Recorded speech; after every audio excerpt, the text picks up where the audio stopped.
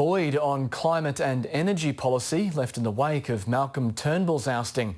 To meet Australia's carbon-cutting promise to the rest of the world, the Prime Minister is reaching back to copy Tony Abbott's direct action scheme of subsidies at a cost of about $200 million a year.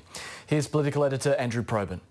You've got to have the cool head as well as the passionate heart. The Prime Minister's applying raw pragmatism to an old pressure point in coalition ranks. It's not about armbands, it's about policies that actually work and do things. This is my leader. Ever since taking over as Prime Minister from Malcolm Turnbull, after yet another lethal argument over climate policy, Scott Morrison's attempted to downplay the urgency. From his very first speech as leader... We've been meeting our emissions reduction targets in a canter. A claim repeated often since. We're going to meet those in a canter. And we'll meet 2030 in the canter.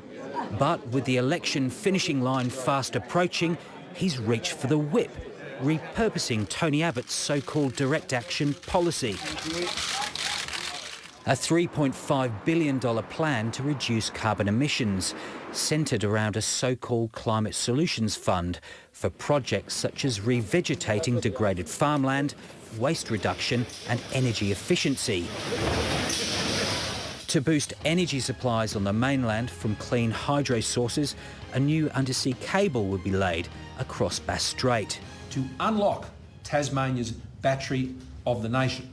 And Malcolm Turnbull's dream of Snowy Hydro 2.0 will tomorrow get its first billion-dollar pledge.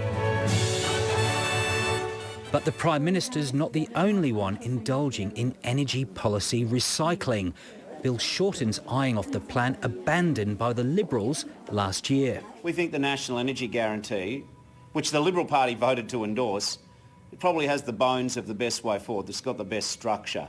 It says something about the circular nature of climate change politics that the coalition will be going to the next election with a rebooted and rebranded Tony Abbott policy, while Labor, which has its own scars from the carbon wars, will be adopting Malcolm Turnbull's. It's hardly inspiring.